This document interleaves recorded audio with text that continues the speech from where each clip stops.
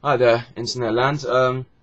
I've come here today to talk about the first issue of Blackest Night, which is the next big DC storyline.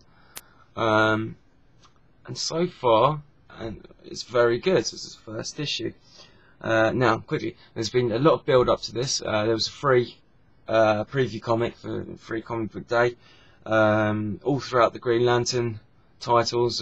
Green Lantern, of course, has been built up to this. Also in other DC comics. I haven't been able to keep track of all of them because I'm not rich. Well, you know, if I could, if I had the money, I'd buy every single comic that came out. But you know, I don't. But yeah, there's been a lot of build up, and it's finally here. Now, it's written by Jeff Johns, who's the man at DC at the moment. He rebooted Green Lantern, and he did a very good job. I didn't quite finish all of Rebirth. I only managed to get a few issues, but you know, it was very good. Picked up a few things, but one of the reasons why I picked up this was because of the Sinestro Corpus War, which I picked up in trade. Some two trades, and it was very, very good. I'll talk about that another time. I'd love to do that with you. Very good story. That's actually one of the main reasons why I picked this up, apart from all the hype, because it is very interesting. And let's talk about the issue itself. Now, Jeff Johns does a really clever thing, I think so. He uses a day, which was the death of Superman, which became a memorial day for all superheroes when he came back. And it shows all the various DC characters remembering people that have died. And even some villains. There's a brilliant bit with the Flash Rogue Gallery. Very good stuff. But he uses this day as a device to let the reader, audience, sort of introduce them to the DC universe. Almost, I think that's what he did. And he also, the conversation between Hal Jordan and Barry Allen, he does the same thing. Now, Barry Allen's been away for a while, lost to the Speed Force, and as Hal Jordan is updating him on matters, he's also updating the reader, and I think it's a very good device to sort of let everyone know what's going on. And the running theme being death here, it's nicely put together. Now, there's a new group of lanterns, the Black Lanterns now. They're associated with death, and as you know or may not know, Green Lanterns are intergalactic police force, powered by willpower, and they're green.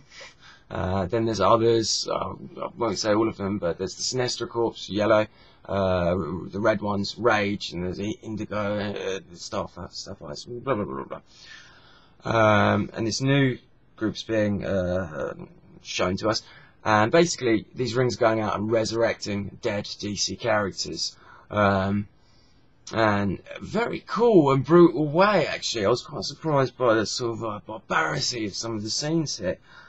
Now, there's a bit of a spoiler alert, you know, but it's a bit late in the day, so I think you know, people have probably read this by now. And if not, I think you can still enjoy it by knowing these things.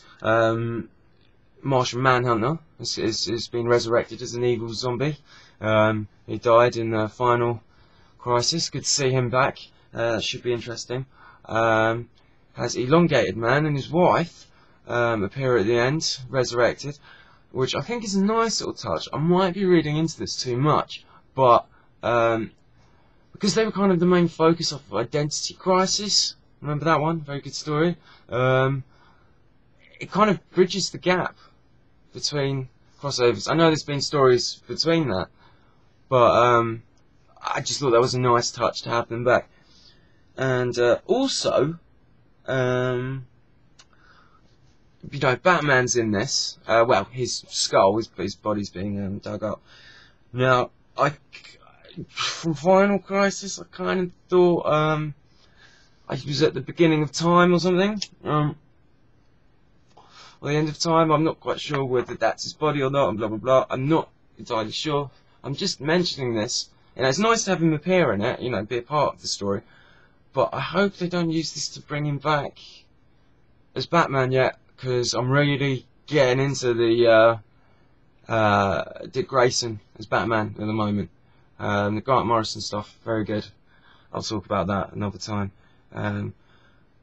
You know, it's good. It's exciting stuff. Yeah, I'm going off the point a little bit. It's really exciting stuff. It's quite fast paced. It goes through a lot of characters, you know, touching on lots of things, but it's not too overwhelming. And I find with Jeff Johns' stuff that he can do, he's used to dealing with lots of characters in his writing. I think so. I mean, if you see Justice Society. And you can have a few panels of a character and then say some dialogue, and he kind of gets the character. He doesn't need to overwrite them, and he's done that here. And there seems to, you just get the feeling you get that there's a lot of bang for your buck here. You know, there's a lot. There's a lot going on, and sort of there's not a lot going on, but it touches on lots of people.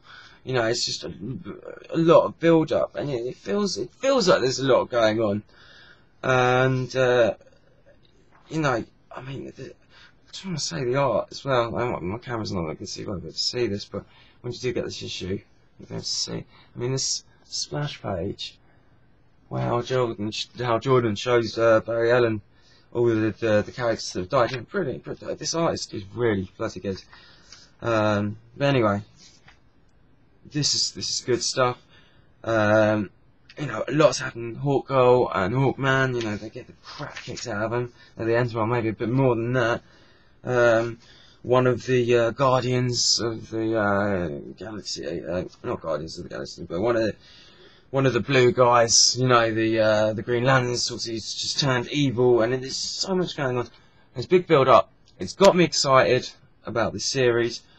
I'm just hoping that I can just get the 8-issue series, and I won't need to buy every single thing. Kind of learnt my lesson with Civil War. Bought everything with Civil War written on. Didn't have a lot to do with Civil War, a lot of the things. Some did, some was good, but can't really afford doing that too much. It's a bit crazy. Anyway, maybe this wasn't the best review. This is the first video I've done. You know, baby steps. I've got to learn. Yeah, whatever. But in conclusion, it's bloody good stuff. Please pick this up, and hopefully the quality will continue. This is a very good first issue. Sets up a lot, and it